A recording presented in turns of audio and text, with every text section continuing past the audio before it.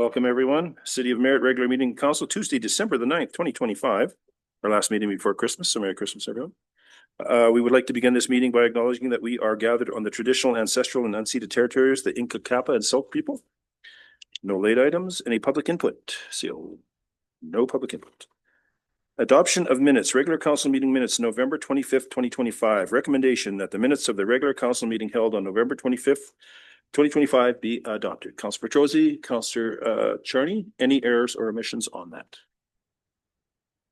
Oh, no, sorry. We'll just give this a second.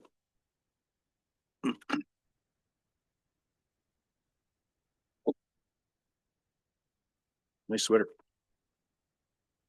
So we were about to have the regular council meeting minutes, November 25th, 2025. We're about to adopt them. Any errors or omissions? All those in favor? Opposed? Carried. General matters, delegations and recognition. Tourism Nicola Valley digital sign to be presented by Melvina White. Melvina, come to the table.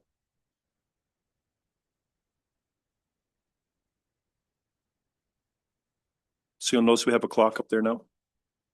See the clock up there? No. See, if it goes past 0, then that chair immediately fires you right out the roof. Hang on. I'll get you to push that button. You're up. Okay, so basically over the past year, Tourism Nicola Valley has experienced significant uncertainty due to anticipated funding that did not materialize at several levels. In response to these challenges, our organization has initiated an internal restructuring process that will allow us to operate more effectively and emerge stronger in the coming year. We would also like to take the opportunity to remind Council that the community digital sign is maintained and operated entirely by Tourism Nicola Valley for the benefit of residences, businesses, and visitors. All associated operating and maintenance costs are covered by our organization. Given the financial pressures of the past year, we respectfully request the opportunity to renegotiate our current lease with the city regarding the digital sign. Specifically, we are asking Council to consider granting a 1-year period with no lease fees. At the end of that year, we would welcome the chance to review the arrangement together based on the circumstances at that time. We appreciate Council's ongoing support and remain committed to providing valuable services to the community. And thank you for considering our request, and we would be pleased to discuss this matter further at your convenience. Thank you. Any questions for Melvina? Councillor Charney. You see me? Yep. Okay, so you had unexpected expenses, et cetera. Do you expect these to continue, or were they one-time expenses? No, we don't expect them to continue. We had various funding opportunities that didn't materialize for one reason or another. And it did put us in a compromised position. But we think we've got them all worked out, and the next year will be hopefully a better year. What about the number of people advertising on the sign? Has that come up to expectations? No, it hasn't. So how are you trying to overcome that? Well, we need to, we've looked at our whole restructuring process to make it more affordable for businesses to go to participate on there. Our costs aren't expensive, like they're not out of line. It's just that, well, I mean, you know what the atmosphere is in Merritt for businesses. It's not the greatest in the world right now. So, you know, a lot of businesses are closing. Yeah. Okay. Which, you know, we do have some strong businesses that are advertising on there, but it's not enough to pay the kind of money that the lease that we currently have could cover. Okay, thank you. So when we sat and we talked about this, the numbers that we have were presented by TNV based on what the sign might do. So we understood that. I mean, you don't have no idea until you run it for a few years to see what it's gonna do. No, Now, have you guys slowed the sign down a little bit? Because it seems like the ads are up a little bit longer than they used to be. Is that one of the changes that you've made? Because the biggest thing that I get, Melvin, is the fact that people don't have enough time to see what's on it as they go by. And from what I've seen, it looks like it's slowed down a little bit at some point. Has that happened? Can you verify? no, I don't know. I can't It have, seems like it has. I can't answer that, but the information that we were given when we put the sign up was for 6 seconds for each sign for it to Mhm. turn. And I think probably if there's more ads on there, then it's gonna take longer for the other one to come around Cycle through. somehow. Okay. But when I drive by there myself and look at it, there's enough time to read it. If it's any longer, you're past the sign anyhow. Okay. I was just wondering. So I mean, we're following what they told us to Okay. For that 6 second coming up to it, from the time you come up to it and get past it, it's 6 seconds. I think Greg tried 8 seconds and it was, by the time the 8 seconds was up, you were past the sign anyhow. So what will happen unless council has any other questions is we'll take your request and we will get it to staff and then staff can present it. We can talk about it. I'm not sure what a no lease situation looks like. I'm not even sure we can go down that angle. We'll have to find out whether we can or not. So we are, as a council, we are here to help everybody make sure they become successful. Yeah. And that's what we want to do. So that, you know, we want to see that sign do what you would hoped it was going to do. So we'll take away your request and then we will get back to you on where that's going to go. But we definitely want to see that sign become successful and we want to see TNV make some money off of it. That's the whole idea of the thing. So, yeah. Anything else from council? Thank you, Melvin. Appreciate it. Thank you.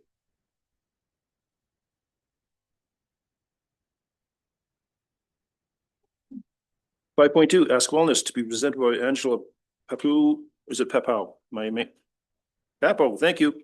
Director of Merit Operations, Bob Hughes, Executive Officer, and Nicole Heyman, Coordinator of Juniper House and Recovery Services.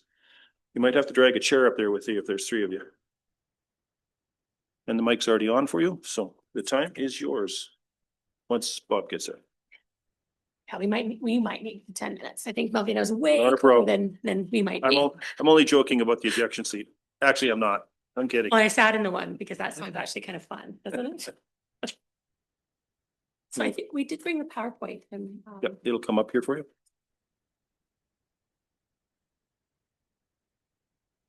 There we go. perfect. Well, I think you've already introduced us, but I do want to thank you for giving us the opportunity to share the information about the work that Ask Wellness does in support of community. And I think I just always like to start that Ask views the whole community as our client. Everybody is welcome to walk through our doors. And we have had over 14,000 points of contact with community members so far in 2025. The programs that we operate at Ask Wellness follows the continuum from streets to homes to health to employment. Currently, we are offering multiple housing programs, a health navigation program, community outreach, and supportive recovery. We provide housing stabilization supports, including the provision of rental supplements. In 2024, 216 local residents benefited from that program. We also operate over 130 housing units in community, and that includes transitional supportive housing, housing for those 55 plus, and family housing. All of our programs, are facilitated by 25 local residents. Nicole and I, as leaders in the organization, are a long-term Meritonians. The best way for us to support community is to be community members. Angela, I have a question for you. It says including supportive transitional housing.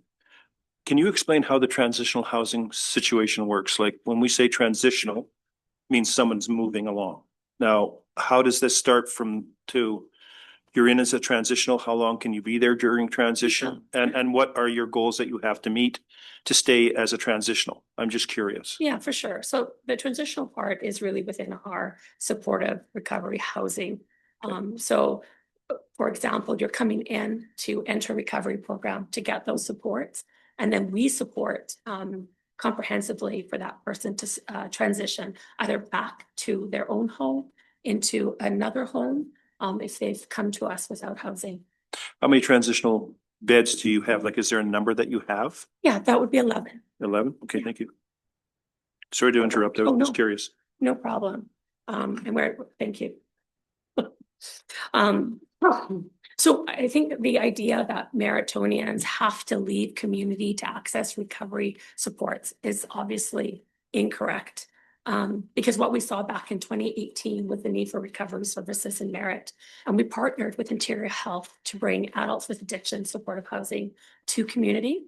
And in 2024, we partnered with CMHA to bring the Nicola Valley Enhanced Supportive Housing Recovery Program. So that's the NVESR one.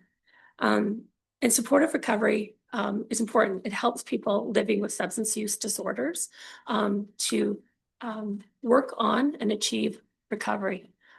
It provides stable supportive housing, and Nicole will get into all the supports that our programs offer shortly. Importantly too, I do want to mention that our programs, we are registered with the BC's Assisted Living Registry, and that ensures that all of our programs and supports meet the highest standards. The why. So our recovery programs are needed in community.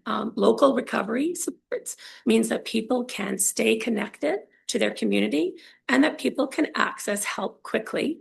Our wait times for the last quarter were between 5 and 7 days.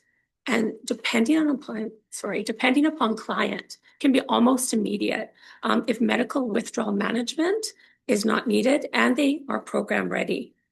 Because medical withdrawal management, detox services, are not local.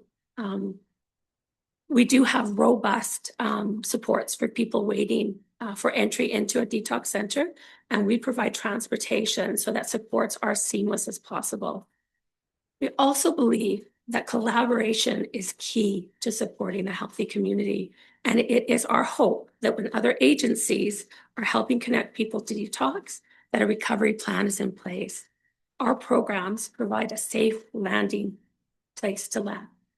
So that means that people can access our services temporarily, and we can support them to find treatment options and or more culturally relevant services.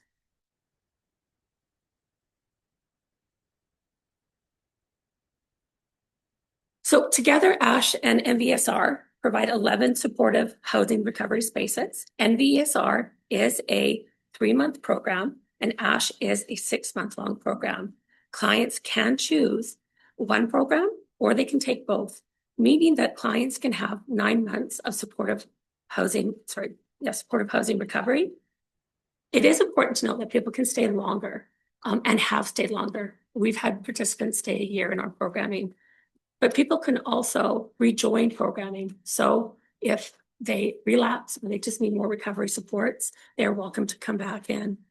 Having flexibility in the length of programming is beneficial. Each program is a fully developed program with integrated discharge planning, goal setting, and aftercare supports so that those, maybe somebody who's employed, can benefit from having a short-term program. However, for some, having a longer time in recovery supports is what works for them.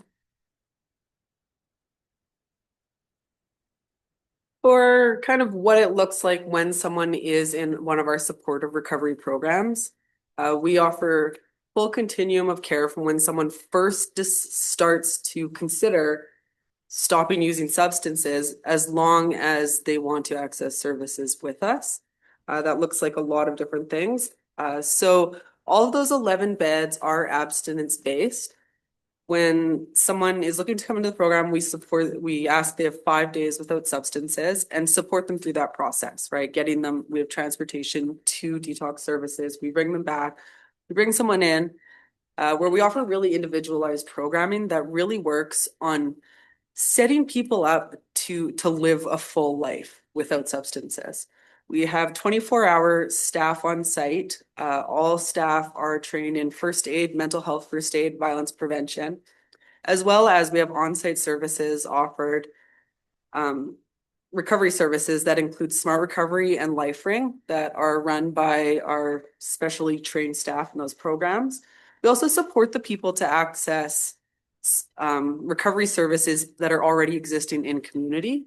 So they have supports to take with them when they move on. We get people to AA meetings, NA meetings, Wellbriety.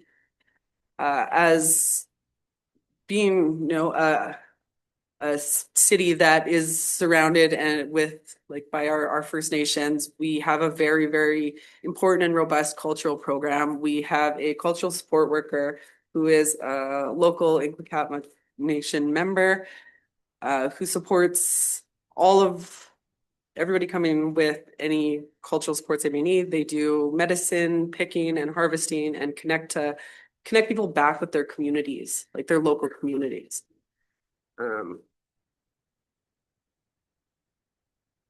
So as the ongoing kind of care, the continuum of care that is so important. From the day somebody walks in our doors for those recovery services, we're working on what's next. So someone goes through our program and we're working for what is your housing after? What is your employment after? Do you have education goals? And while they're there, getting people set up. Sometimes it's as simple as getting your ID and starting there, but working to connect with maybe Work BC, building a resume. In our last quarter, over 75% of folks who graduated from our program went into stable housing. A couple of really, I'm a people person, and we have some great examples of success in our programs. One that is really close to my own heart was actually mentioned by a previous community partner who presented here a little while ago.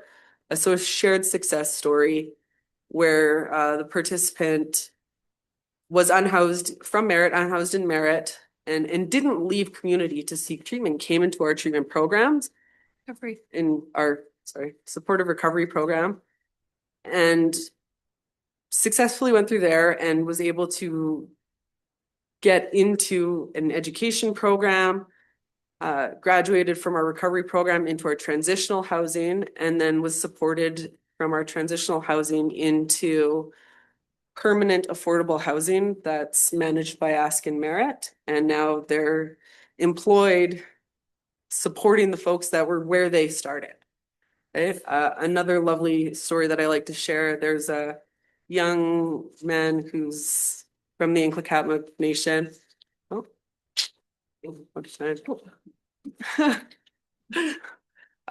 Who struggled with mental health and substance use in community most of his life, and ended up outside. This is his home. His family's been here forever, and ended up in hospital out of community for a long time, a very long time. And there wasn't somewhere to come back for him. He couldn't come back to community. There wasn't the support, but he came into our supportive recovery program and excelled there. And has been substance-free for multiple years at this point, and had that continuum of care, went through our recovery program and then into our stable housing with supports, and is now reconnected with his family and his community, and is just living his best life, and very happy to not be in hospital and not need those services.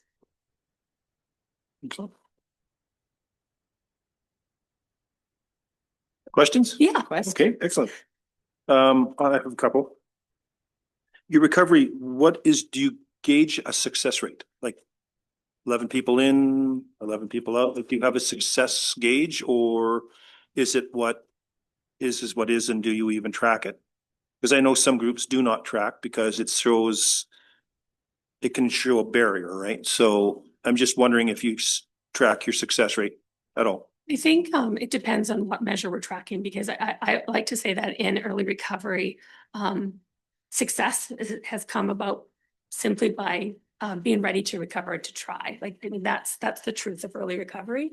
One of our measures, which we shared in terms of what we find as a success, is the housing upon exit, right? Because we look at that kind of that stabilization as a key indicator that the programs are working, right? Yeah, I would just add that one of the primary funders for our supported recovery program through the province is CMHABC, and they have a very intensive reporting tool that's required. So we'll do follow-up at 3 months and at 6 months to determine where somebody's at. And so if there's a desire to hear what that information looks like, that's a public facing document. We're happy to share with them, with Mayor and Council, the results that we show in terms of our reporting. It is, I think, well known that, you know, identifying whether somebody is, how long they're sober at the end of a period of time, rates are quite low for recovery. We see as noted is the important metric, can somebody sustain their housing? And then we know often homelessness is tied to active and problematic substance use. And so that for us is one of the key factors that's If we as council could get that information every once in a while, it would, that way we can, you know, say this is what Ask is doing. Because a lot of people ask us, what is Ask doing? And that's why I'm glad you're here tonight. Let me push my magic button here. Councilor Egan. Yeah, thank you. Thank you for the presentation. It's interesting. But I have a couple of questions. What are your current funding sources or funding partners? so we have CMHA and Interior Health is as the funders of both those programs. So ASH is funded by Interior Health, and the ESR is funded by CMHA. BC Housing Funding is as a part of the funding as well because of the building. As well as Reaching Home. So it's PIGMATA, which is, I think, as all of you know, is there's acronyms in almost every industry, and unfortunately in social services, there's, you know, you need to take a 3-year degree just to figure out the acronyms. So Reaching Home is federal money targeted towards homelessness. We have funding from there. We also have funding from Interior Health for public health services. So harm reduction provision, which is one of our kind of foundational principles. And as well, we have Red Cross funding as a result of the catastrophic floods that we supported, and we know that we partnered with the City of Merritt around the provision of supports during the transitional housing program that was established. And we have, I think that's what the extent of our funding. That's a lot of support. And then how are your services different from the new shelter that has just gone in for the last year? And then again, the new request for expansion or from somebody over into the Merritt Lodge. I'm happy to share. So I think one thing that is important is that you know, we've been operating in Merritt as an organization originally based in Kamloops since 2006. And it's been very critical for us that the leadership and the full management of all our programs in Merritt are led by Merrittonians. And just respectfully, a former councillor very clearly pointed that out, is that Ask Merritt needs to be run by Ask folks. We provide a wider range, I believe, of services from our street outreach programs and the provision of street services that include providing harm reduction resources for people that are actively using. And through, as mentioned by Angela, that our streets, homes, health, employment, that we also provide an array of housing units, 130 housing units, our broad demographic of Merrittonians and Nickel Valley Home. And then we also have, and I didn't reference in terms of funding, Community Living BC. We provide services for people with developmental disabilities where we provide housing and supports attached. And that is just 4 beds Counselor. And then our efforts to try to provide the recovery focused beds is something that has been a strategic effort by the organization to develop linkages from the lower barrier housing into recovery. And that has been harder than I think any of us had hoped it would be, to actually get the support from the province to actually link harm reduction to treatment and recovery. And so our efforts to create supported recovery beds have been in Kamloops and Merritt and Penticton.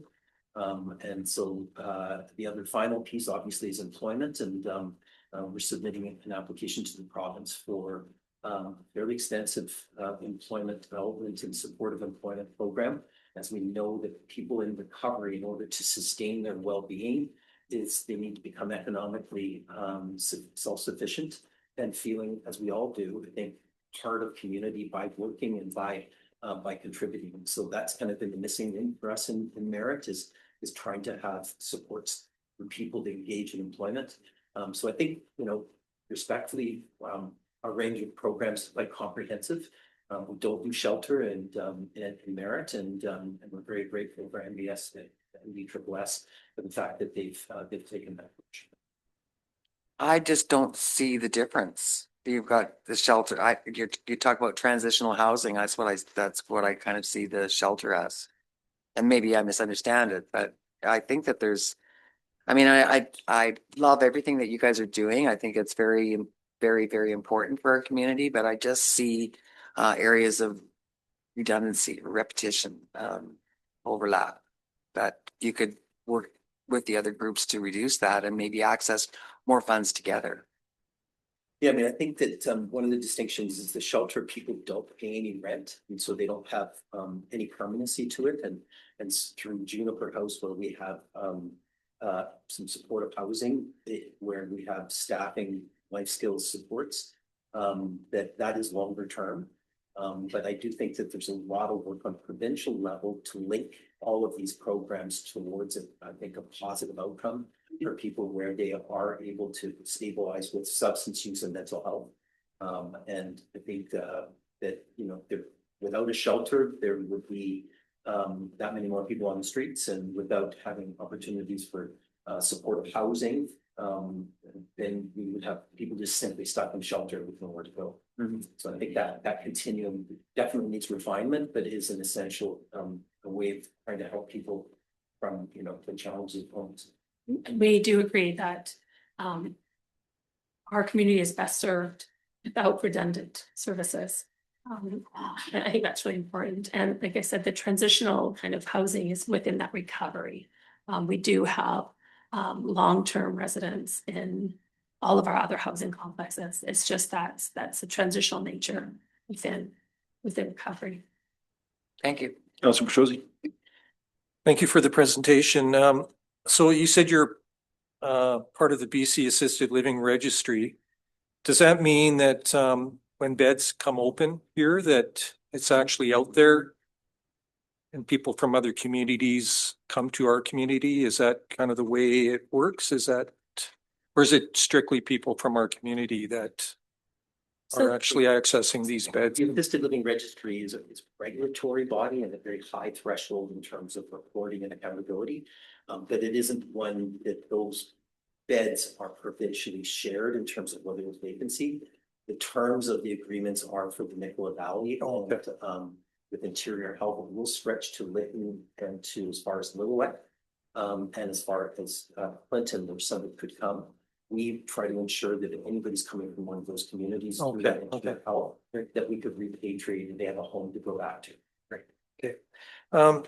And you spoke of 5 days abstinence. Do you feel that that's enough, or it should be more, or is that how it's always? In terms of, we're an early recovery program, and so it's a barrier, and we're proud that we can remove these barriers.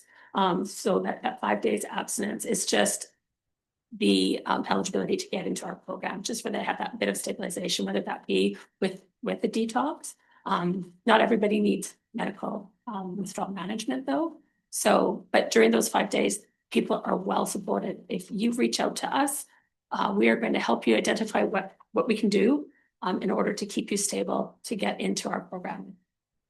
And I will add that there's a requirement on the entry to do a urine drug screen, and then we will own consistent urine drug screens to ensure that people are adhering to the recovery plan. Right, right. Just one more real quick question. Seniors, percentage of seniors that are taking part in your program or that are living? I don't think I have that figure, but we could get that. Specifically a recovery Seniors? program? Yeah. Yeah, Right it's- to the recovery beds. Yeah, specifically. yeah, that and then actually the 130. Yeah, do Sorry. you have a percentage? Well, I'm not sure if I have a figure right now about who's in recovery, like who has taken recovery.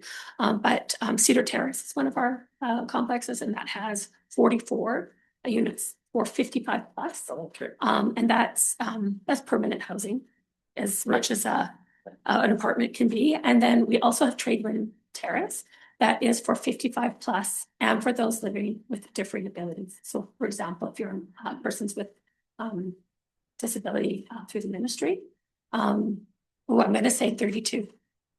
28. 28. I failed that test. And then 33 units at Three Eagles, which is the 2. 32 units on Bellshot, which is townhouses for them. So Right, right. Thank you very much. Councillor Richard. Thanks for the presentation. I was just wondering, through some of your programming, what are some of the courses that people are taking? Are some of them counseling, and then some life skills like finance management, and maybe some work skills that they can use for gainful employment? And also, being that you only have so many units available, when people feel like they're gaining some skills, it can be also tough to get into regular housing. So if you only have so many units for subsidized housing, what steps can they be taking to establish themselves so that they can have a damage deposit to rent a market rental or something? Sorry if that's Those are great questions. Yeah, I much. just would like to first of all say that we are well set to support people to transition out in terms of our housing supplements, our housing outreach work. We have housing stabilization specialists. So we have a lot of programs that support that transition. So once somebody transitions outside of that recovery program, that they're already working on all the skills and such within the program. Then Ask Wellness kind of steps alongside that person and to see kind of what supports. And so over 75% housing upon exit is a really great exit rate for recovery programs. Just even provincially, that's a good number. Nicole, you probably got the answers for the first part. Yeah, we as well, like we have our very recovery focused kind of things people are doing with the smart recovery and LifeRang, Wellbriety. We also have a specific life skills support worker who works on those very practical things. They go through a program called Project Life that has modules that include financial management, housekeeping. There's like, how to deal with having a bank account, right? Things like that. And it's very individualized. So people come in and like, okay, let's get you ID, let's get your taxes up to date. And it's one-on-one with them. It's not us doing it for them. It's us doing it with them. So there's skills that people can carry on. And also just that huge connection to services that already exist, whether it's Work BC or NVIT, definitely connect folks going through our recovery programs to what they're interested in, just walk with them through it. No, that's great. The last thing I think that is we administer $108,000 per year in merit rent supplements. And so that is maximum of $450 per month. But that has been critical, just as we know, the rental rates for housing in merit are incredibly high. And so those are fully utilized, and we've been advocating for more to be transitioned through to the community, knowing the demand is there. Yeah, that was my only real concern, is that starting over is difficult, and especially with all these expenses that people have. And if they don't have any recent skills that way, they need all the help they can get. So thank you for that info. Counselor Charney. Thanks very much for the report. It takes a special person to do this job, and I applaud all of you for this. I just wanted clarification on something.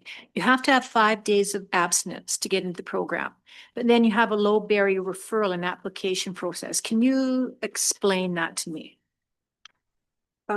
Sure. By low barrier referral and application, for some supportive recovery programs, the process of getting in can be difficult. Like sometimes you need a registered social worker or medical professional to apply on your behalf, or you need a report from a medical doctor prior to coming in. But with our program, somebody can self-apply. They can fill out the application, and then we do referral meetings with them to identify program readiness. So we keep it Okay. low barrier in that way. And another thing too, you mentioned that you help people with taxes, et cetera. Do you have people that have graduated come back to you for specific supports afterwards where they need things like that? Absolutely. Okay. That continuum of care. And not only we have people who continue to access supports with our staff, we have people who come back and support other people going through the program in different ways. Great, thank you. I would add to, if I could, and we were very fortunate in terms of just the commitment to the community is that we bought the Q100 building from Dr. Bester back in 2015. And so that storefront site is where we have the bulk of our programming where people can just walk right in and will be our site where we hope to have a loan station. Counselor Logan. Thank you. I want to expand on residents from outside Merit that are receiving support through your program. You mentioned that you may have the space and somebody from Clinton, Lillooet may come here. So I want to have a good understanding of what is the process in the event that this client maybe decides that this program is not working for them. So what is next for that person? Is that person going to stay in the community? Is as part of the program, you have a system where that person will go back to their communities? Can you expand on that, please? We engage in discharge planning before intake. So during that referral process, when someone comes in, we're asking those questions. And they can be hard questions, but we do the work before they come in. That in the event you decide this program isn't for you, what is the plan? How are you going to get home? And we figure out, like, we can support with transportation. People have natural supports for transportation and where they're going to go. But we have those conversations before somebody's coming into the program. Should I assume that there is no guarantee that people will follow up, on that conversation, what was discussed? Yeah, 100%. I mean, people get to choose where they're going to stay and to live, right? So just having that conversation though beforehand, kind of just helps to know where that person wants to be. Person who comes into our community, into our recovery program, will be supported by Ask Wellness. So within that 75% housed upon exit, that does include the people who come into community and decide to stay. I think it's important also to note that oftentimes the percentages of Indigenous peoples in our program is high. And this land where Merit resides is on the Inklegatan and Seal lands. So the people often coming from Lytton and or Lillooet, this is their nation. Counselor Egan. Yeah, thank you. That was going to be my next question is what was the cultural breakdown of the people taking the program or registered in the program? And do you have a funding source from Indigenous bands? We do not get funding, no, from Indigenous organizations. We work in close partnership with Indigenous organizations and the First Peoples for sure, but not through funding sources. Thanks. So I guess this question probably is for you, Bob. Why is it so hard to get a detox and recovery center anywhere around here? Like, why is it so tough? Why is the government not actually, I mean, I know we have Sage and Kamloops, but that's 14 days. And then there's no recovery after that. I know because I've dropped a family member off there several times. There's Round Lake, I believe, or Red Lake. But why do we not have the conversation about a detox? I know we have Vision Quest. So, but Vision Quest comes with different situations. I mean, people from KRCC can go there. Some people don't feel comfortable with that, et cetera, et cetera. So I'm just wondering why it's so difficult when we have such an epidemic of this, why we don't see more government involvement as far as detox and recovery and longer term living situations at the province. It's always fine to download a bit, but it seems like everything like this gets downloaded on communities. And frankly, we're not equipped to deal with this and we're not equipped to budget for this. So I'm just wondering why it's such a difficult situation. You've been in this business a long time. Why the governments are so not wanting to get involved with this at all. I mean, they set housing targets, but they don't help with them. They don't supply funding for them unless, you know, you jump through a million hoops. So I'm just wondering why this is so difficult. I mean, you may not have the answer, but I'm curious.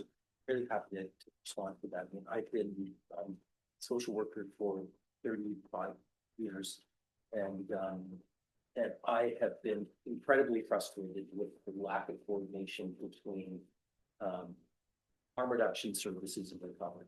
And there is a tremendous polarity between the two, and very little supporting pathways into recovery.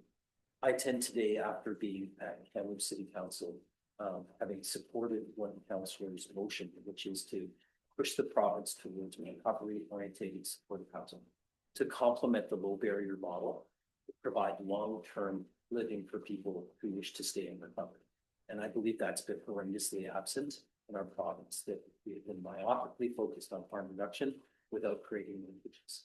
Why they have not gone down a path of trying to link that clearly baffles me. And I have to just say very openly that I wonder my future in my role as I try to point very clearly at the province in terms of this being something that every community, whether it's small, whether it's a large city, I think every, and spoken to you before, Mayor, that obviously every community is struggling with homelessness and addictions and wondering where the results are. I think that efforts to promote any form of recovery in a community is going to be to the benefit of every citizen. We know that we're heading into the 10th year of a toxic drug supply crisis that seems to have no end. And I think it is incumbent upon all of us to be promoting the need for recovery beds and pathways from the lower barrier shelters, respectfully, through to working on the recovery, whether it is incremental or monumental. We need to ask people to be considering taking steps towards improving their substance use issues. And I think that, and the last piece is that the idea of detox is a short window of the recovery journey. And that, facilitating people to access day one society or formerly Phoenix is a place to start. But really where we need to do is orientate our housing to include the low barrier places to support people, but obviously to have enough recovery beds that when people are ready from a detox site, and then access shorter term, 90 days, right through to living for over a year in a recovery setting. I think it's vital for people to be able to survive and maintain recovery. Thank you. And the only reason I'm writing this down is because I feel a motion coming on for UBCM and Silva here. So, yeah, I think as council, we'd like to find that answer out as well. Any other questions from council? Thank you for your presentation. Long overdue. You gave us some good light. Thank you very much. Appreciate it. Thank you.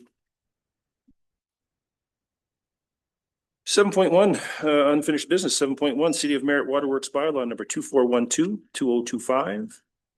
Recommendation that the City of Merritt Waterworks bylaw number 2412-205 be adopted. Councillor Petrosi, Councillor Ogun, any questions on this? All those in favor? Opposed? Carry. 7.2, City of Merritt Fire Services bylaw number 2389-2025.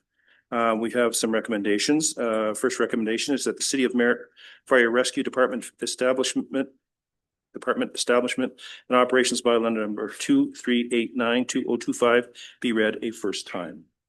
Councillor Etchart, Counselor Charney, any questions to our fire chief?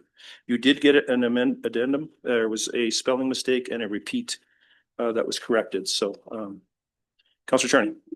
I wanted a question on fire drills. It says that they Fire, have to. fire drills for who? I don't know, it says fire drills. Okay. The owner or occupier of a hotel, hospital, community Okay. care facility, blah, blah, blah, blah. Yep. Says they have to have them. And then also the schools, childcare facility, children's home, but it doesn't say how often. Is there a requirement once a year, twice a year, once every 5 years?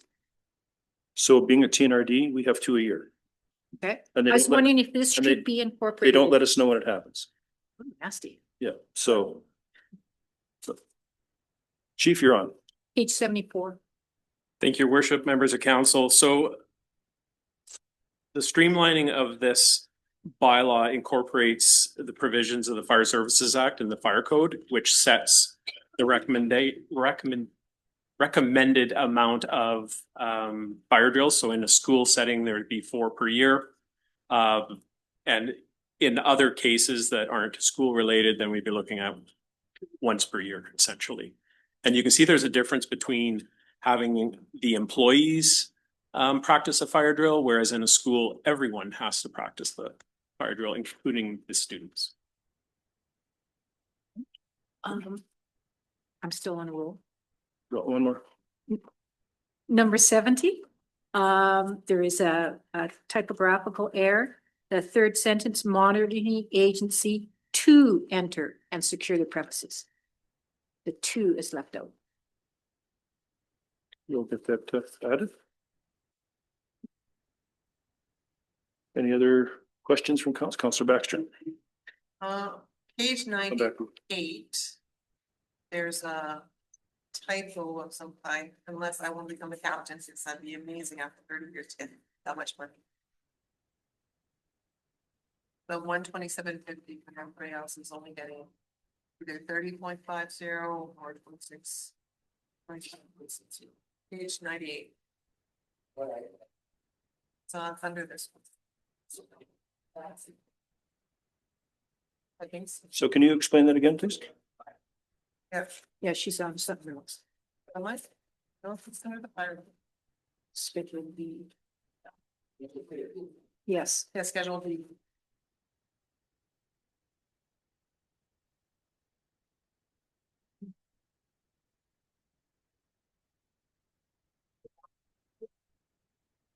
It's just the, Well, they did paying fix, this seems like it's a crazy amount, I wanna be happy.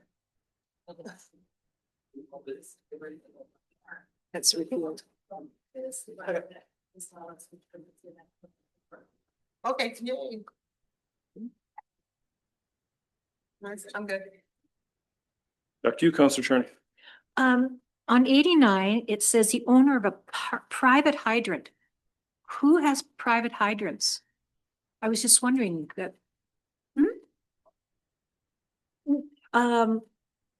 Well, I was wondering, is that a household? No, through your worship, that would be a commercial property that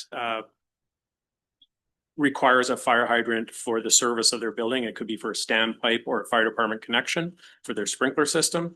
And it's something that's a requirement of their development.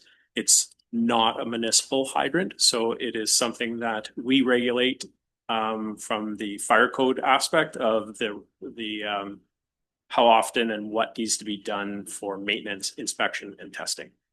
Is that where that little sign is there? It says FDC or Fire Department Connection? Like it's just like, Yep. yeah. Okay. But I think what Councillor Charney is talking about is you'll see hydrants. Typically, those hydrants are going to be painted with a red body, whereas municipal hydrants are painted with a yellow body. So that's how you can differentiate the difference between a private hydrant that they have to maintain versus a public hydrant that the city maintains. Okay. So when you talk maintain, chief, Oh, I'm sorry. so when you talk maintain, chief, that means they have to flush it themselves with fire.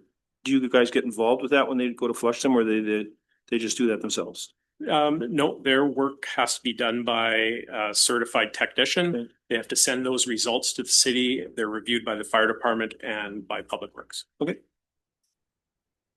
Yep. Okay, last one.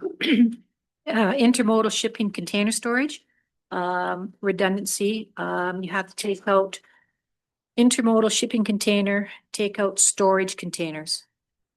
That's redundant. Intermodal shipping container, storage containers used for anything other than storage. So you have to remove storage containers. 123. Or you can just change it to intermodal shipping storage containers. Just two ways to do it. Yeah. We'll make that change.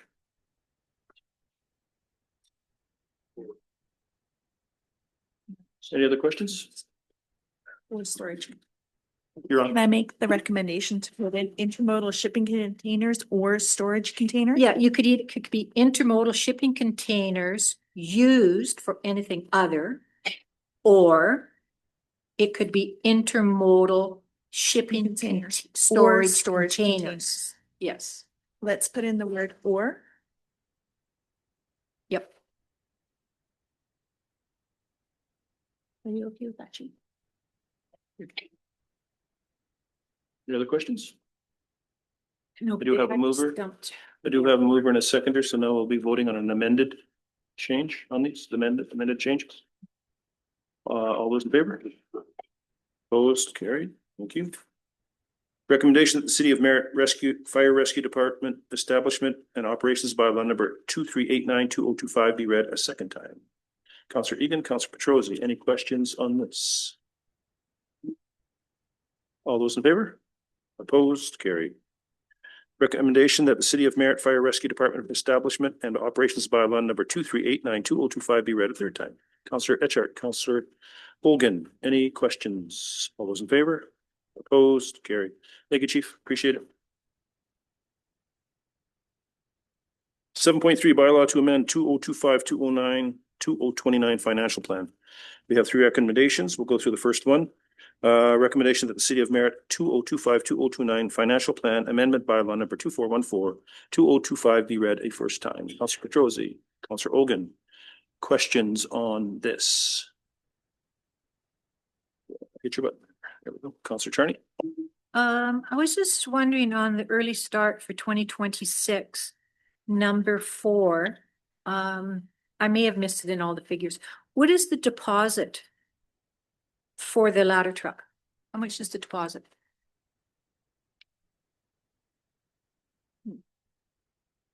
Nice. That financing if we don't make any other saving decisions. We have a reserve for that, do we? So we do have some fire reserves that have been established that we can draw on. What's the amount of the reserve? I have to look for the pro forma view, given that we've contributed 163,000 to it during this year. We also did place some insurance proceeds in it at the end of last year, which will buffer some of that. So this is where it's now TNRD is now requesting from fire underwriters some of the reasonings why they're aging out equipment that's not even close to being aged out, and why communities, and it's one of the things that I've talked to the chief about. This is what drives me crazy, is one group can consistently make these decisions for you. So I think in the future, more and more communities are waking up to the fact that they're being told when and how they have to do it without any ability of input from any community or anything else. And it doesn't become a financial burden. How long is the truck going to take? I heard 54 months. Is that correct? Because that'd be like 2030.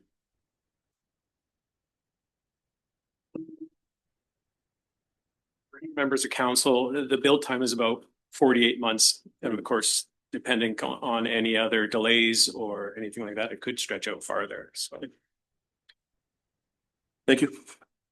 Just find that hard to believe. I don't know why it takes so long to build a fire truck. Build a whole building in 1 year. I don't know how you take, anyway. Terrace. Councillor Etchart. I was just wondering, you made a mention in there about a savings for the single axle truck where they can amend it so it can go higher in up to the 110 feet instead of the 75 or whatever in the report, but is the cost much less, or is it just the storage in the fire base or much easier? Through your worship, my understanding is it will be less expensive than a tandem axle truck. If I referenced it in the briefing note that storage space is at a premium, and so in order to get a truck that has a reach of 110 feet, we have no choice but to find an alternative design, and there's not many manufacturers that have engineered a truck to do that. So you're seeing a lot of communities look at these single axle trucks. There's a number of reasons, from licensing, from length, maneuverability, and then acquisition costs. So it'd be less expensive is the intent. And do they get built in Canada, these ones, or are they still through the US? All the trucks that I'm aware of come out of the US. Yeah, that's what I thought too. And do they not have air brakes? They do have air brakes, so it would be a class 5 license With air. air. Yeah, okay. I was gonna say, in the note, it said class 5. I'm like, but with the 15 endorsement, so that's still a test. But anyway, not to be picky, but I thought maybe Wendy might want to know. Councillor Thanks. Yeah, in 0.5, I think I'm in the right thing. It says the fire signalization project in the 25 to 29 financial plan was for Nicola Avenue, and now there's a leftover budget because it was funded by provincial funding. You say you want to have what's a preemption system at Vote and River Ranch? So preemption system, as the briefing note describes, allows emergency vehicles to basically get the green light. So this particular unit would operate based on a siren speaker.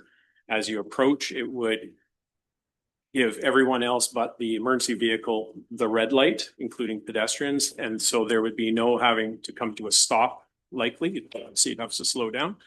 But it would reduce response times. And then I made mention of the building code 10-minute response time and the economic benefit to the community as well from a developer's point of view.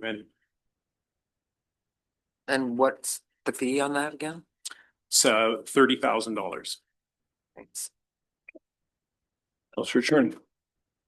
I think that's a great thing, but why isn't it down on Nicola and Vote? To me, that's the biggest area that they're going to be going through. I would agree, but that is a provincial highway. So Boat Street and River Ranch Road is a municipal intersection.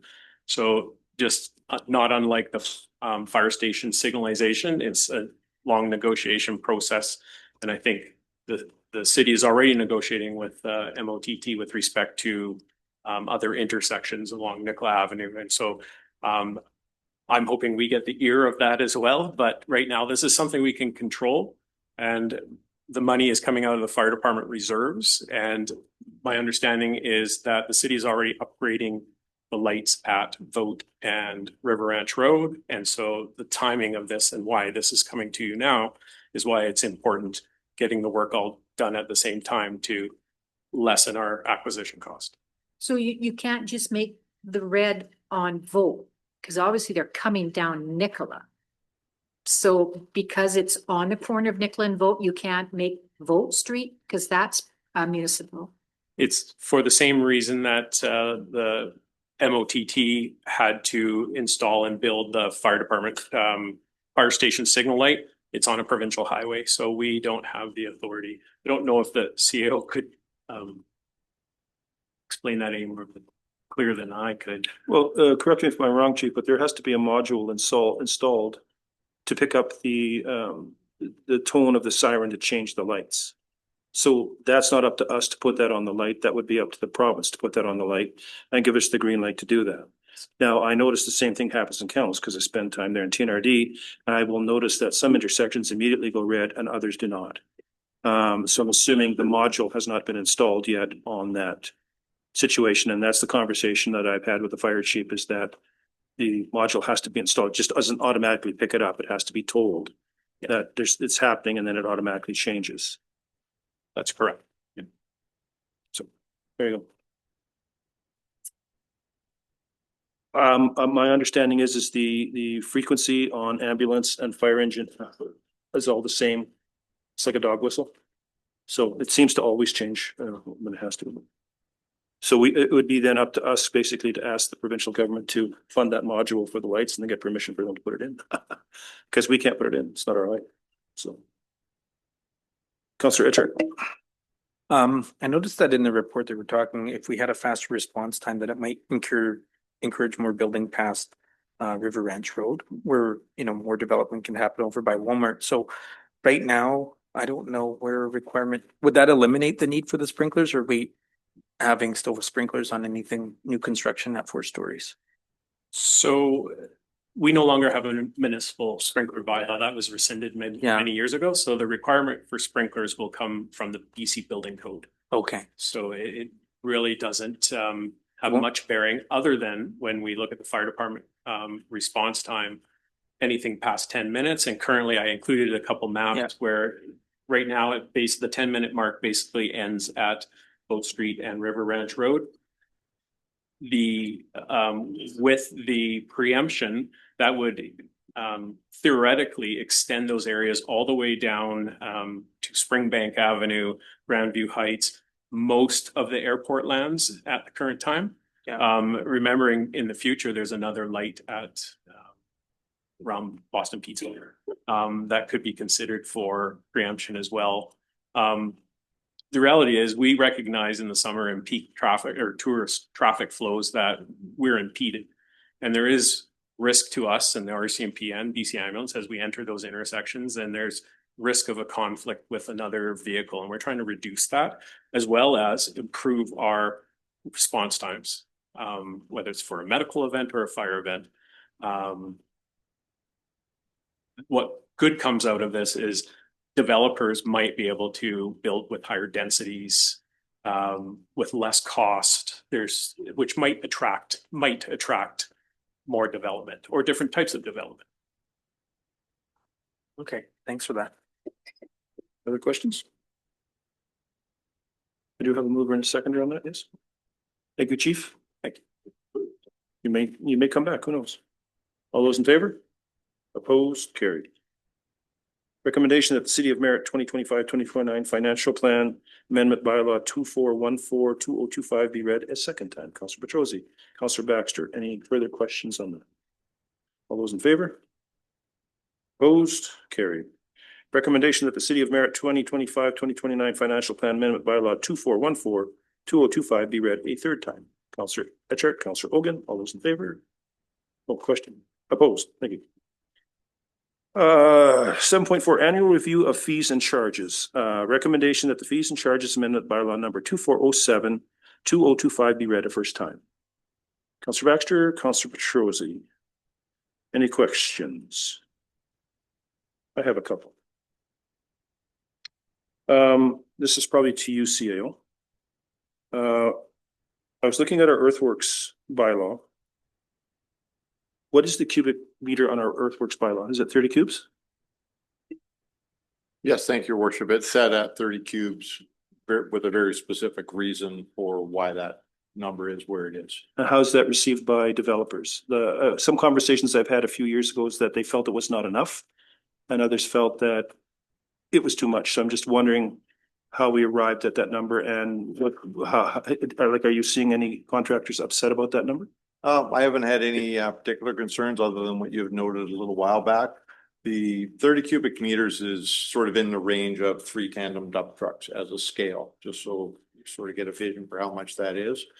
The general idea is that anybody doing earthworks on any property, if they're starting to move much more than 30 cubic meters of dirt, they could be severely impacting drainage. They could be adding a fair bit of fill. They could be cutting a fair number or a fair bit of stuff. So we want to place the oversight limit at a low enough rate that we don't lose control of a lot of things when they happen. We have had a few situations in town in different areas where we've had issues with neighbors that come to the city over grading work that's been done and whatnot that did not comply with the bylaw because it happened before, or simply just happened without anybody coming to look. And then you kind of lose your tools, but the general idea is to set that number at a point where you can't do much damage. I mean, three dump truck loads of topsoil is finishing your yard. You're not gonna do an entire landscaping job with that little bit though. So we want to keep, at least the intent is to keep it at the range where we still have control before they start interfering with drainage on other people's property. Okay, thank you. Second question is on page 159. The tie down fees for the airport. Now, before council started, I handed council a sheet showing the rates that are out there. We ran into some grief last year with the raising of our rates, and we have a daily rental of $8.21. And if you look at the sheet in front of you, most people start at 20 and go higher as the plane gets bigger. So most places have a single engine is one rate, dual engine is another, and turbine engines are another. Overnight rates are set differently. In one airport, you pay $20 for the day and another 20 for the night. So we are at $8.21.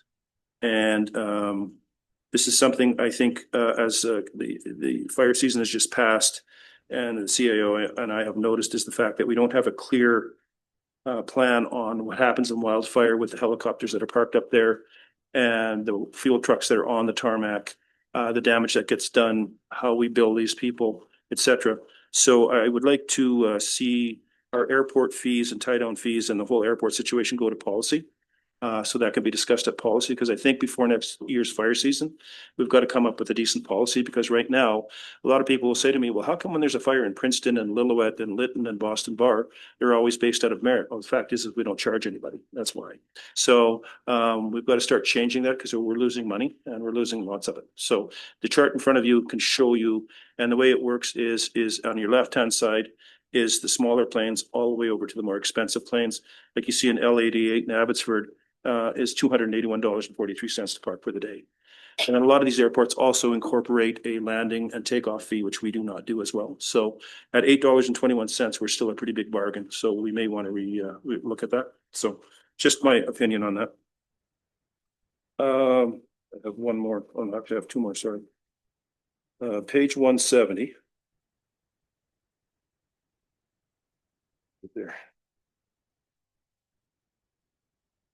This is just an update. So on the RCMP on 170, there's the fee is right there. I had a meeting with the staff sergeant last week, and we no longer pay for the SWAT or the PTEP teams that come in.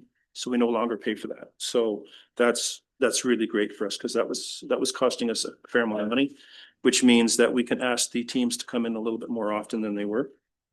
And one other thing I had is on page 175. It's just a real quick question. Sorry to hold everybody up here. The water costs that we have for water. We see the water, bulk water going out there. Is there a cost for the fob that these people get? And what is the, I understand if they do get a fob, they do have to return it when they're done. I'm assuming we ding them for the cost of it if they do not return it. Is that how this works? See you. Yeah, Kevin may be able to help us out on this a little bit with the exact numbers, but my understanding is they have to come in and apply for the fob. They leave a deposit for it and they get the deposit when they return it. Does that sound right? Yeah. Do we have a limit on how many fobs we give out?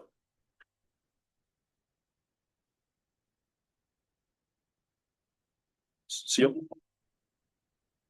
Included in this bylaw, there is now a fee for replacement of fobs. There wasn't one in the past. So if they're looking for an additional fob, then there would be a fee for that or a deposit for that as well. So do we have a certain amount, like do we handle 20 a year and that's it? Or do we have an unlimited number we can handle? It's based on the account. So if there's an account that needs one, then when you have an account, you would get a fob with that account. Okay, thank you. Councillor Egan. Yeah, I'm just going through the pool and the arena, and I'm just wondering why the lane rates for swimming don't go up over the next 3 years. And in every other classification they do. Well, I think that falls on council, does it not? I think that's council. I don't recall agreeing to. I thought it was supposed to be graduated, everything straight across the board. So they came in wanting 1750. We dropped it down to 1350. They wanted 1125 or something like that. And I think that's where we stood with that. Now, this may be going to the rec committee in the next little while to discuss that. And I think that's why you're not seeing an increase, is because the rec committee has not met to discuss that at this point in time. Okay, well then I don't know that we can actually accept this. I think that is just a number that has to be put there. It's the same with the water meter thing. We're not charging for water meters and all that, but it's there as a number to fill a hole.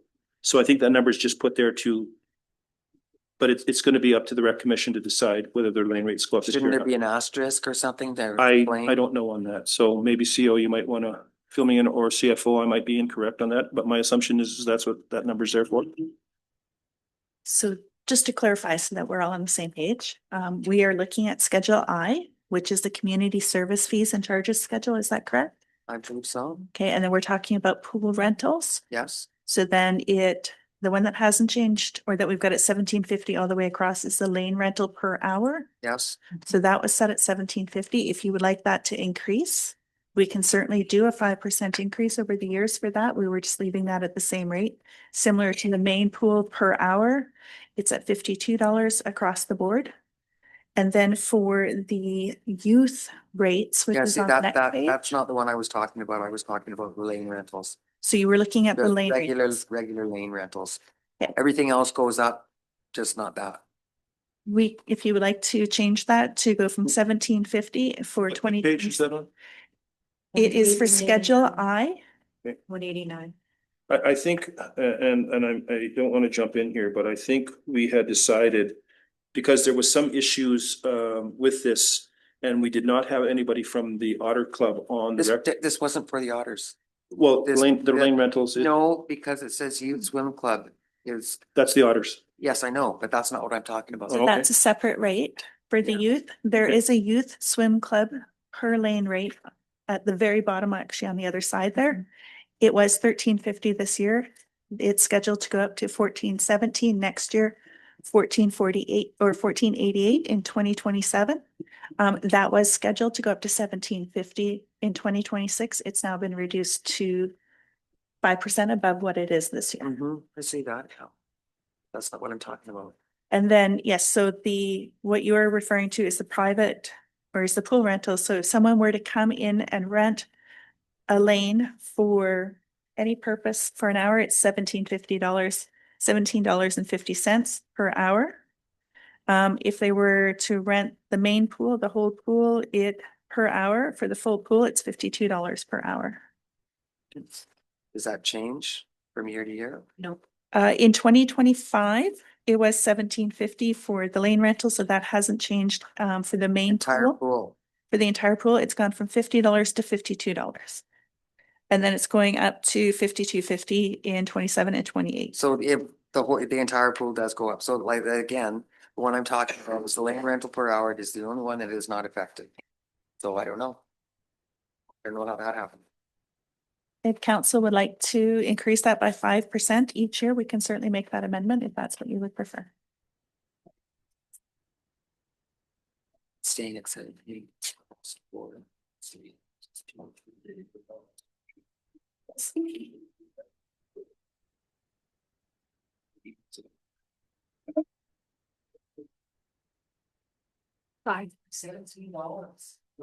Okay. So Councillor Egan, if you want to make a motion, I would suggest you make a motion and we can, mic on, please. I will make a motion to increase that along in accordance with all the rest of the other raises. By how much? 5%? 5% is fine. Do I have a seconder for that? Seconded by Councillor Charney. Any discussion on the amendment? And that is just for the lane rental per hour, Yes. not the swim club. Yeah. Perfect. Yes. No, that was for the swim club. It was 1750 in 2025. This is for a non-swim club. This is for anybody who wants to rent the lanes. Yeah, it's 1750 for 2025, 1750 for 2026, 2027. So we have a motion that 5% to raise that for the lanes What's 5%? not pertaining to the swim club costs, correct? Correct. Okay. So I'm just gonna mark that down because, okay, We have a mover and a second. Yeah, so we still have amendment. questions and other things, so. That's a mover and a seconder for the amendment. So we're just talking Okay. about the amendment at Okay. this point. Yeah. So we're just talking about the amendment. Any other questions on the amendment? I see lights on. If you want to talk about the amendment, stick your hand up. That amendment? The amendment we're about to vote on now. I have other questions. Yeah, but that'll come after we do the amendment. We're amending this to Correct. go up. Any other questions? All those in favor of the 5%? Opposed? Carried. Back to the original motion, and I'm gonna hit, well, everybody's solid here. I'm gonna go with you, Councillor Baxter. The youth swim club rates, I would like that to stay for one more year at $13.50, just so the otters can normalize before they get more increases. Because they've only had half a year of the $13.50. I think we need to give them another full year, just so that they can just get used to it and then accept the. I suggest you make a motion. Can I make an amendment for this year, 2026, to be $13.50 for the youth swim club rental lane rate? Do I have a second? Councillor Etchart. Any questions on that? Stick your hand up if you have a question on that. All those in favor? Opposed? Carried. Back to the recommendation at hand. Any other questions on the recommendation? So, Okay, sure. okay, on page 146, the water works rates and charges. I would That's like. the old one. Oh, is that the old one? Yeah. So now. The waterworks, on page 173. I would like to go back to being charged for the, no free turn off. I would like to make an amendment that it goes back to being Motion. charged. Make A motion to it going back to being charged for a water shut off. Turn on, turn off. So no more free. No. Do I have a second or go ahead? Councillor Rogan. Any questions on the repeal of the no free?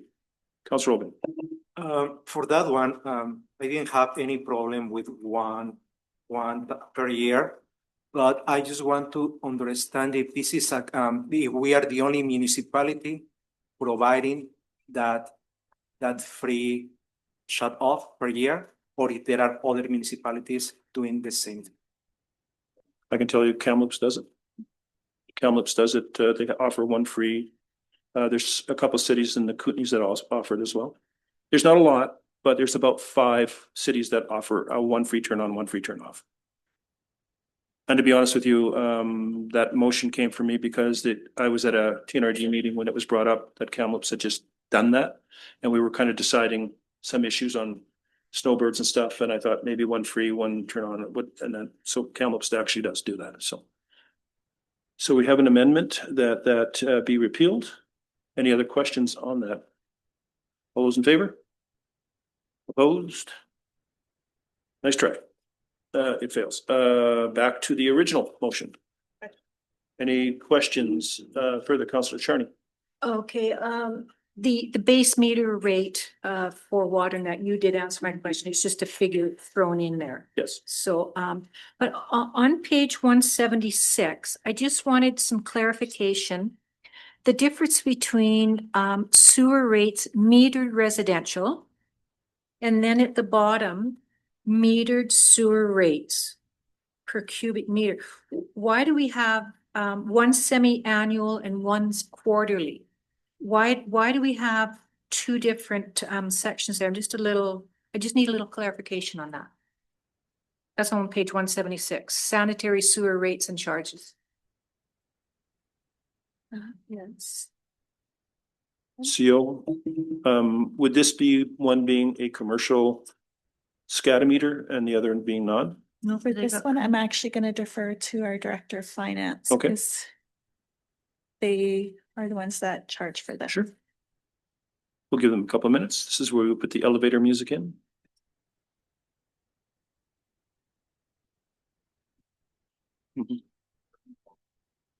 Okay, That's why we get paper. that's what I got. So, okay, sanitary Pardon me? sewer rates. Attachments? Sure. There's 2 that way. So residential's billed semi-annual. So this one is, Billed quarterly. So yeah, this is commercial. I see that. But what is this one? And this is quarterly, and this one's semi-annually. So this would be applicable for residential. Yes. So we bill residential semi-annually. Semi-annually. And who is this? Or commercial is billed quarterly. But this says, commercial up here. Who are these guys? These are flat rates, Councilor Charney. So if they don't have a meter, we have a few properties in town that are not metered commercially. These are for metered commercial. So should we have commercial in there so it's clear that it's commercial? We can certainly add that word. The bill quarterly indicates that it will be commercial. Okay, and so I guess that is the same. Oh, I guess it was somewhere else, that had the same thing. Maybe not. So it, when it's billed quarterly, It's that billed means quarterly. it's commercial. Commercial billing. Okay, okay, so that was the. Guess that was. Meter rates. Under Schedule B to bylaw 2386. So when it says billed quarterly, it doesn't say commercial, but it means commercial. So that's what I thought it was, commercial. Yeah. Okay, even though it's, okay. It's Thank you. just easier for me to see. Yes, yeah. Okay, so I know I just have to put that. in. CFO, could I get you to explain that to us? It's not a lot of us got the conversation. Got it on the please. screen now too. CFO. Thank you, your worship. So where it references semi-annual, that's for our residential billing. Where it references quarterly, that's for our commercial billings. Okay. There is a section that has some commercial flat rates. There's a few clients in town that do not have meter yet. The rest of the commercial section is meter bill. Thank you. Billed quarterly.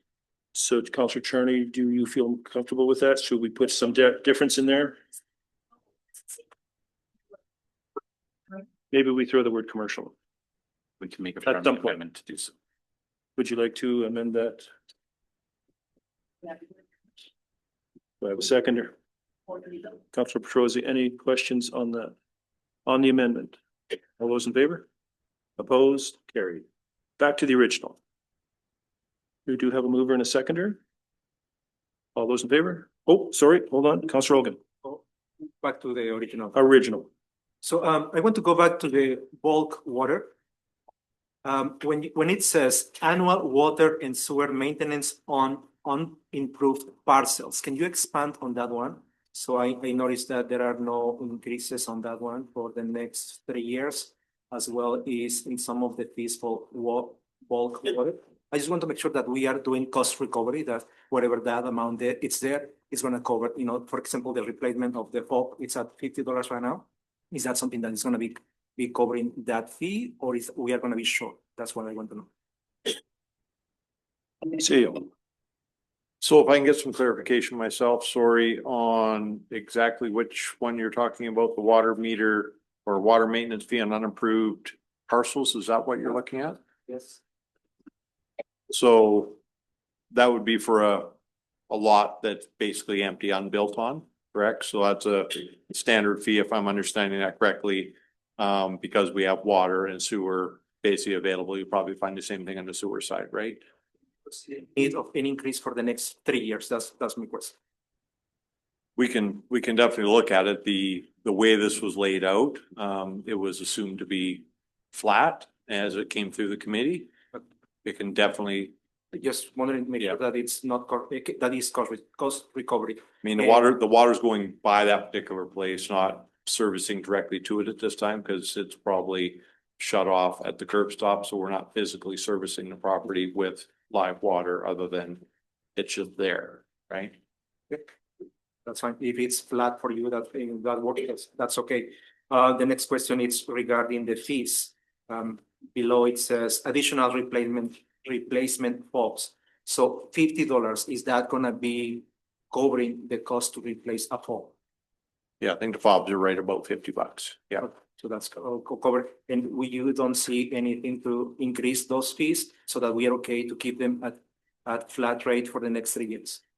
Yeah, unless the fobs themselves take a big jump that we don't see through tariffs or something like that, which, if we run into problems like that, we can always bring bring back for situational changes in the future. But right now it's a comfortable way it is and there's no known changes to the pricing structure on that. Yep, thank you.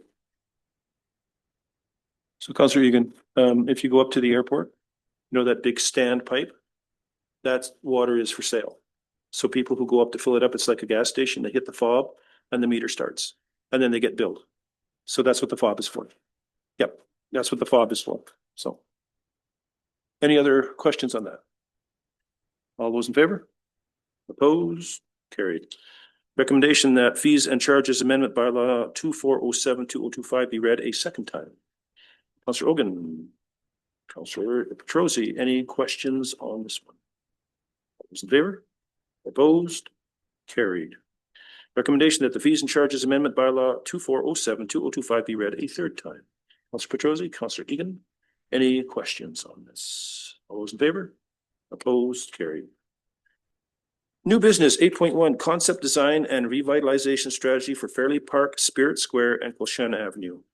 Introduction of items by the Director of Community Services and to be presented by Modus. Mr. Zackel. Thank you, Your Worship and Councillors. A concept design and revitalization strategy for Fairley Park, Spirit Square, and Colchana Avenue has been developed by Modus.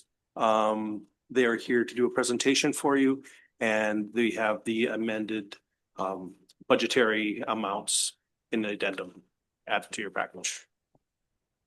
So Lindsay, this is Lindsay from Modus, and she'll be doing our presentation. Hi, everyone. Thank you for having us. My name is Lindsay Yerke, and I'm a senior landscape architect with Modus, and I'm joined by Matthew Thompson, landscape architect and principal at Matthew Thompson Design. We're joining you from the unceded traditional territory of the Musqueam, Squamish, and Tsleil-Waututh people. I will share screen here. Let me just get this right, hopefully. Okay. Can everyone see that screen okay? Yes, we can. Great. Okay, so I have about, let me see, there we go. I have about 20 slides here today. I'm going to try to speed through them fairly quickly so that we have time for conversation at the end. I'll provide a brief overview of the project process and then the 3 different project areas that we've developed concept designs for. If you'd like to ask questions during the presentation, feel free to let me know. As mentioned, Matthew and I are on the call today, but I'd also like to acknowledge that this project came together through the collective effort of a team who included folks who are not here presenting today, including Cal Strigley, Valeria Malvito, and Sydney Edwards. And the community engagement process was also really important to this process. So there are 3 distinct project areas that we looked at, Colchana Avenue from Vogt to Garcia, Spirit Square, and Fairley Park. The process can be summarized generally as being a 4-step process. I recognize that there has been a lot of discussion and work before our involvement, particularly thinking around Spirit Square. But in terms of our involvement, it began in the spring with a background review and engagement with interest holders. We hosted one-on-one interviews with 7 individuals representing downtown businesses, tourism, community services, and the arts. And this began to surface some of the issues, opportunities, and constraints for the sites. In step 2, we held a design workshop and site visit to hear about priorities and hopes. Participants included interest holders, several members of mayor and council, police and fire response, and city staff. And then following this workshop, we took what we heard and developed some concept options. Those were then shared with the public for feedback in the fall, and the concepts were updated to reflect that feedback. And we developed cost estimates, which you have available today. And we are here at the council presentation. So I'll start with Colchana Avenue. As one of Merritt's primary shopping and event streets, we understand that the city is seeking a concept to inform maintenance and furnishing palette and ways to reinforce it as a pedestrian-oriented destination. Strategies to support a healthy tree canopy and accessible sidewalks are also needed. One of the issues that we heard about today is the issue with tree roots heaving sidewalks. And we also heard from those that we engaged that there's interest in opportunities for parklets and plazas, more pedestrian elements, lighting, and just the creation of a unique sense of place. We also heard that it's critical that Kilchena continue to host parades, car show, and other special events. So rather than a full overhaul of the street, this concept design looks to introduce special nodes where material palette like paving, lighting, and furnishings, and the design of the street invite lingering. This approach aims to identify targeted investments to build on what's working well today. We're showing a mid-block pedestrian priority zone that rationalizes the existing mid-block accessible parking stalls and curb let downs and creates a recognizable destination along the street. A curbless environment helps to support pedestrian priority and reinforce this as a unique place. Movable furnishings create flexibility for people visiting and support comfort. People can move the seating into shade or sun, sit together in large groups or apart. The concept also shows a strategy for tree canopy to support species diversity and thereby resilience, while still contributing to a coherent overall composition along the street. Growing a large and diverse tree canopy offers several benefits to the city, reducing the urban heat island effect, supporting resiliency to climate change or disease that target specific trees, supports biodiversity, improves the watershed by supporting rainwater management, provides aesthetic value and seasonal interest. Reducing sidewalk heaving, however, does require some special considerations. That means selecting the right tree species, providing sufficient soil volume and water, and incorporating root barrier. This requires some upfront investment as trees are replanted with use of structural soil or structural cells. The city could consider adopting a new tree planting standard and construction detail, which is then phased in as existing trees reach end of life, or a more comprehensive redevelopment at a time strategically timed when underground infrastructure upgrades are needed. Moving on to Fairley Park. So with the toddler play equipment needing replacement, a concept plan to guide phase renewal of the park is needed so that the incremental improvements that occur in the park contribute to comprehensive long-term vision. Fairley Park was developed by the Firefighters Association in memory of George Murray Paris Fairley. It's a common destination for families with toddlers. It includes a play structure which needs replacement, swings, picnic tables, and a washroom building. The park also includes infrastructure related to the well, and occasional vehicle access to the well must be maintained. Interest holders shared that there is a need for shade and amenities for caregivers. There's also an opportunity with the park to expand to the open area next to the active transportation trail. The concept is structured around an open lawn area with walking path around the perimeter that connects the different amenity areas. Along the western edge, a new playground is integrated with the existing swing, and a privacy buffer is established between the park and residential area. Along the southern edge, the park is expanded to better connect with the active trail. Nature play, including hillslide, rain garden, and pump track, are added.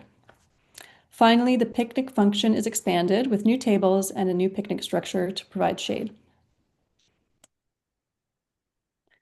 In this bird's eye view, looking towards the active trail, you can see the different elements in relation to each other. You can see that the memorial plaque remains in place and becomes a point of interest along the new walking trail, which is an amenity for caregivers and toddlers on Strider bikes. This shows the range of amenities that have been included in the cost estimate to support the playground. The accessible swing can be added to the existing structure. Phased construction of the park would be possible. We understand that the play equipment is a priority now, while expanding the park towards the active trail could be a second phase. Moving on to Spirit Square. As a large public space in downtown, Spirit Square is currently underused and represents significant potential to create a vibrant destination and space for public gathering and enjoyment by all. It was developed in 2008 as a legacy project to celebrate the province of British Columbia's 150th anniversary. The project transformed a downtown parking lot into a new square, designed with the intent of reflecting cultural diversity and history of the region and supporting a more sustainable and healthy community. While initially successful, today it lacks programming and eyes on the street. And this means that Spirit Square has become underutilized, and instead the activities that are taking place are causing concern for safety. Recently, this fencing that you can see in the image has been erected to prevent access and to prevent unwelcome behaviors. There's a lack of amenities to support programming, such as shade, public bathrooms, and drinking water. And without these amenities, the square doesn't provide the infrastructure that is needed for different programs, which would help to activate the square, such as the farmers market. This makes keeping the square programmed and active a challenge. So in terms of the vision, Spirit Square is a beloved public space that contributes to the identity, life, and charm of downtown Merritt. In order to achieve this vision, the city must take a holistic approach to revitalization. It needs to consider not only the physical design of the space, which we're here to talk about today, but also social supports and programming.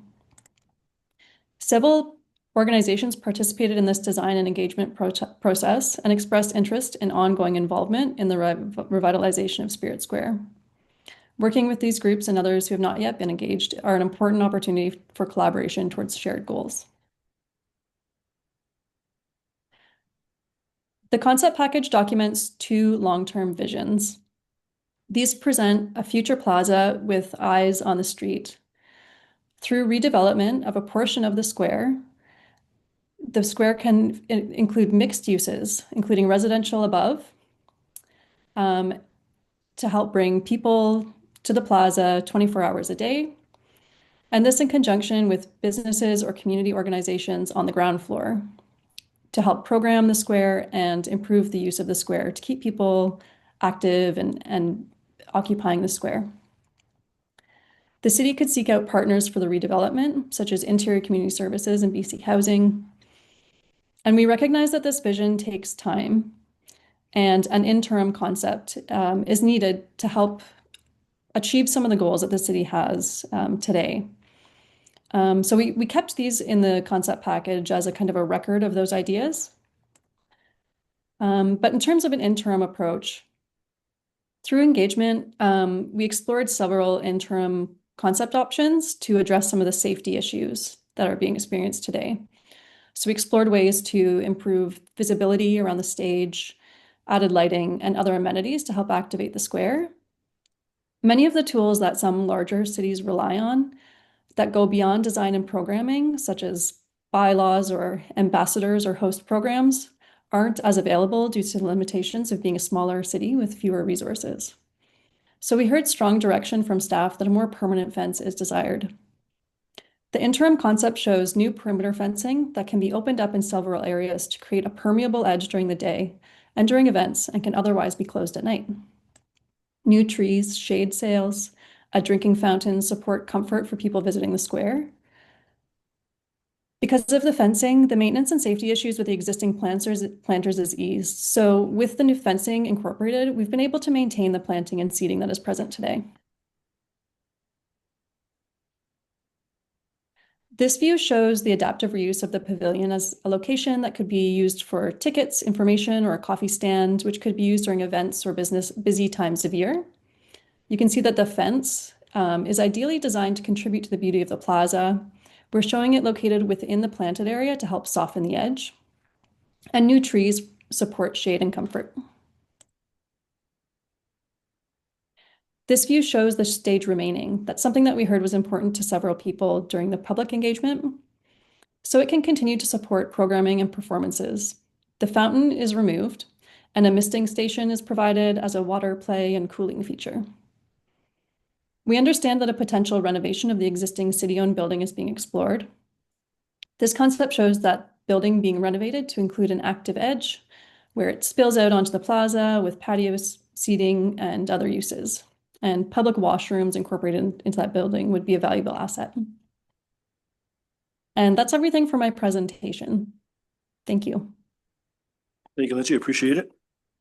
It was enjoyable to have you guys up here, and we walked through the thing, and we managed to all work together in the room there. It was a good experience. It's nice to see some of the concept designs come out of it. Council, any questions on this? Councillor Baxter.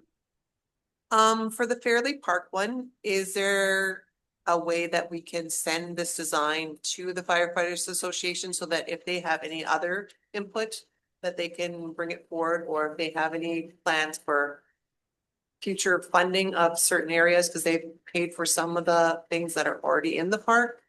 Because they do a baseball tournament to raise funds for it. So it'd be good to have them look over the designs and see if there's anything that they would like to tweak. Yeah. Can I comment? Absolutely. We did hear from those who participated in the Firefighters Association. There's interest in some components in the design, like the replacing the fencing, for example, and expanding it. And there were others who participated in the public engagement from Work BC who are interested in exploring opportunities to provide workforce who then get trained through the redevelopment. So I think there's a lot of opportunities to build on the kind of people and kind of social capital that you have to help to implement Fairley Park. Thank you, Councillor Egan. Yeah, thank you for the presentation. I really like all three of them. I like the downtown one where it's all, there's no sidewalks, everything is level for accessibility. And Spirit Square looks like, wow, it could be a happening place. My one concern is that I thought you were going to address also the alley behind Spirit Square. Yeah, we show in the long-term concept kind of opening up onto the alley, two different ways of kind of activating it through the redevelopment of that building. And then in the interim concept, we're showing the fencing kind of along the edge of it. Okay, I'm just concerned that if we go ahead with all of this and we haven't addressed all the issues that we're having to use fences for now, I don't see that going away. That's just my thought. I think with the alleyway, Councillor Egan, is the fact that we've got some private property there that we're gonna have to have discussions with the people that actually own it. And then we've got to come up with a system of what do we do with the dumpsters, et cetera. So I think that is kind of we kind of discussed that as a long-term situation to see what the buy-in would be and how we would move on that. So I think, and correct me if I'm wrong, Lindsay, but I think we moved on stuff that we knew we could move on without private property being involved and stuff like that. So, but that back alley will fall to council and a lot of consultation with the businesses downtown to see how that works. Because we would like to see that change, because you're right, it'd be, nice to spruce up Spirit Square, and it would be nice to continue all the way down and to get that alley looking like something where it's not like it is today. So, but I think that falls on us to get that job done. Any other questions for Otis? Thank you very much for your presentation. Appreciate it. Thank you very much. Thank you very much. So we have a recommendation that the November 17th, 2025 report of the Director of Community Services entitled Concept Design and Revitalization Strategy for Fairley Park, Spirit Square and Colchana Avenue be received for information. Councillor Petrosi, Councillor Egan. We don't have to vote on this, do we? No? Oh, we do. All those in favor? Opposed? Carried. Thank you. Notices of motion. Councillor Charney.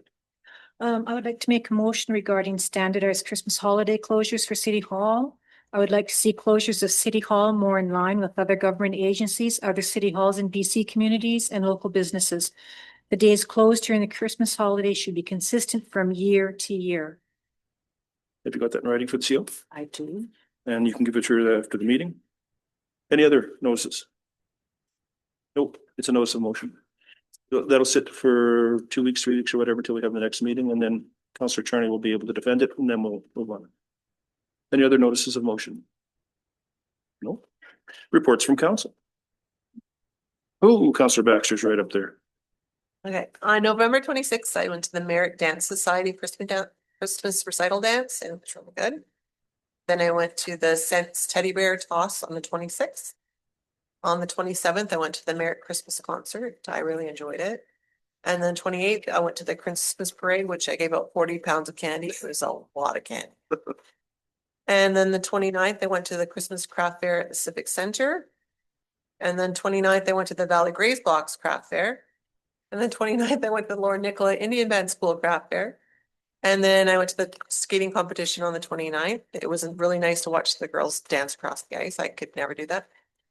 And December 5th, I went to the NVIT craft sale. December 6th, I went to the craft sale at Civic Center for local vendors. And December 6th, I went to the Elks Craft Fair. I went to a lot of craft fairs in the last little bit. And then yesterday I went to the Stu Weeks meeting. It was really enlightening. I really enjoyed it. Councillor Charney. November 26th, I went to Love to Dance. I was with Councillor Egan and I just love the little ones. They were so cute. They're the stars. November 27th, age friendly and accessibility meeting. November 28th, craft fair and supported our local people, and the parade, which I didn't walk this year, I sat. November 30th, breakfast with Santa. It was great to see Santa and his spouse, and thank you to the Basque community for an excellent breakfast. December 2 had water meters installed. That was uneventful. December 3, I watched My Secret Santa that when we had the Thompson Nicola Film Commission present, they mentioned that that was one of their films and it was filmed at Sun Peaks. And if you like Hallmark movies, watch that one, My Secret Santa. December 4th, I had a meeting with some concerned residents with regards to water meters that they had installed in new homes in the last 12 years, and they had to pay for them. And now water meters are now free. So I think that might come up later on. December 6th, I went to 3 craft fairs and supported local businesses again. And yesterday I attended a Zoom meeting with Accessibility Committee Members Network Dialogue. It was excellent. There were some really good points that I've written down that I will bring up when the Accessibility Committee meets. And that's it for me. Councillor Egan.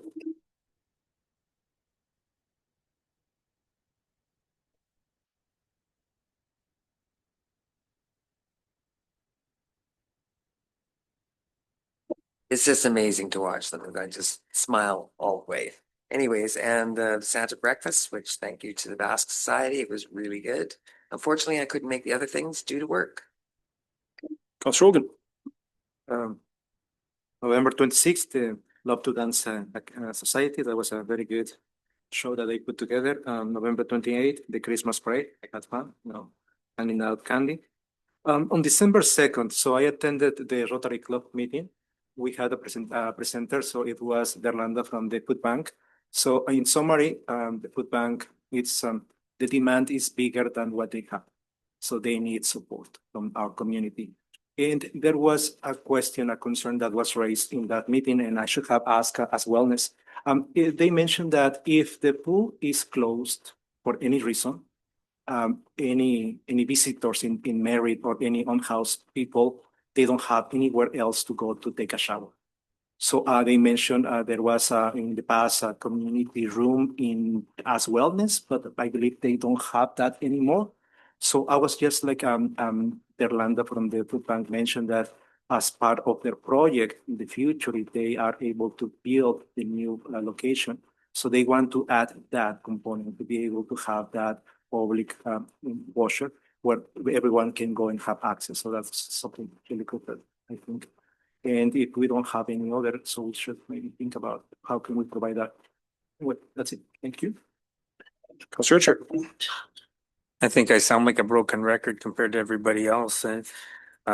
Christmas concert for the community concert was good. It was longer than last year. The parade was a great success. A lot of people were pretty pleased about that. It was fun to hand out candy. The next day, of course, we went to the ribbon receiving. I know the mayor was there and Councillor Baxter, I think. And then craft fair. Almost every weekend, every day, there's something somewhere.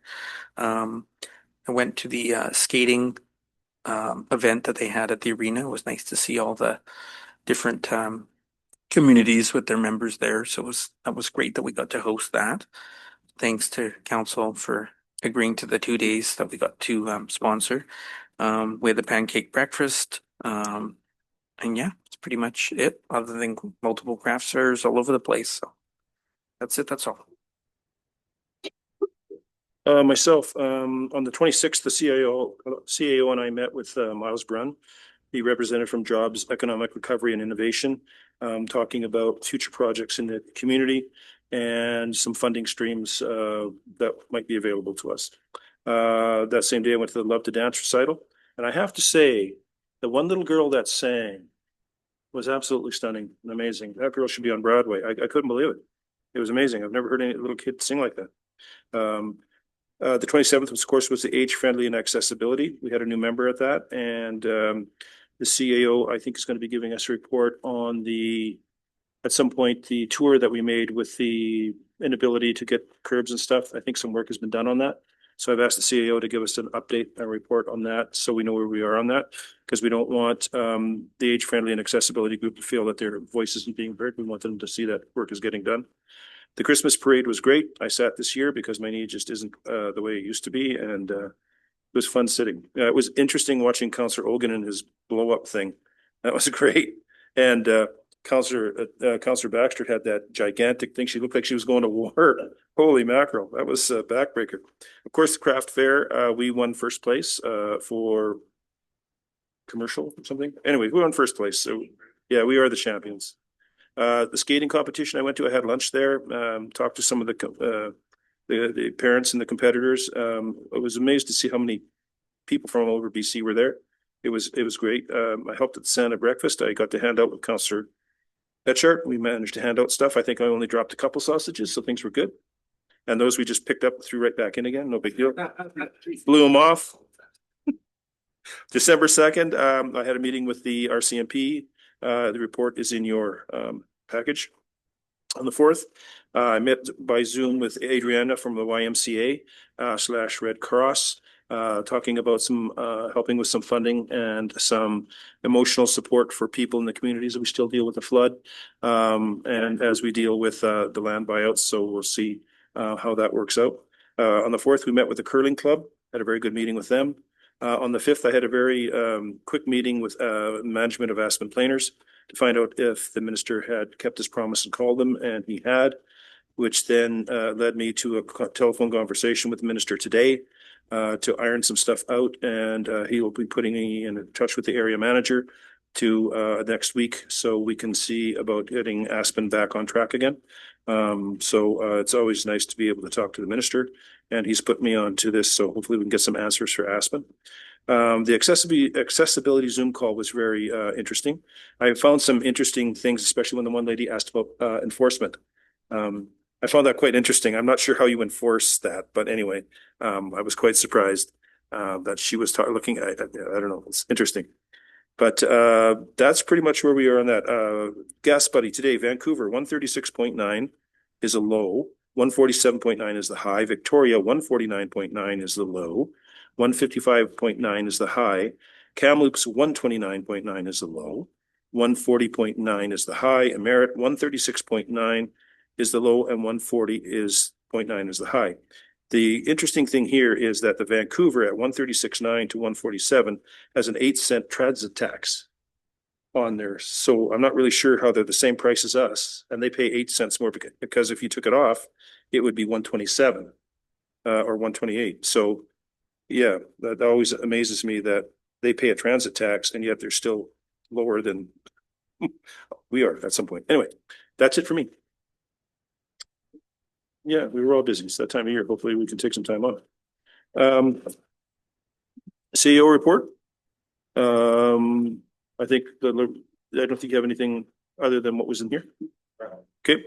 We have the RCMP monthly report. If there's any questions on that, there's the fire department activity report. And then we have information items, Claybank's operations, UBCM delinquent tax thing. That UBCM that we put forward was accepted, and now it moves on its way. Hopefully we can get some traction on that. And the TNRD advocating for small and rural fire departments, and that has to do with the fire underwriters making all the decisions. Councillor Baxter. I want to thank the chief for putting together this report. Every single time I read your reports, I'm so excited, and I look at them and I'm like, I'm amazed at all the work that your team does. And I thank you. Amazing team. We got the best fire department in the country. I say that all the time. Any other Recommendation that this meeting be closed to the public pursuant to section 91E.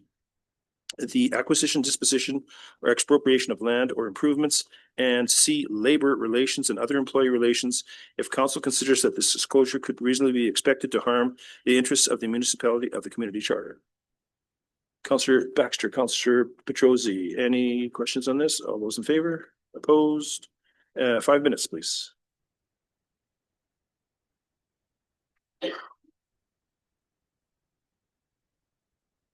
No, it's what we got last week. So you'll get, at the beginning of every month, you'll get that long thing, and then they'll just, so. Excuse me. Yes, you do. Yeah. Yep. The second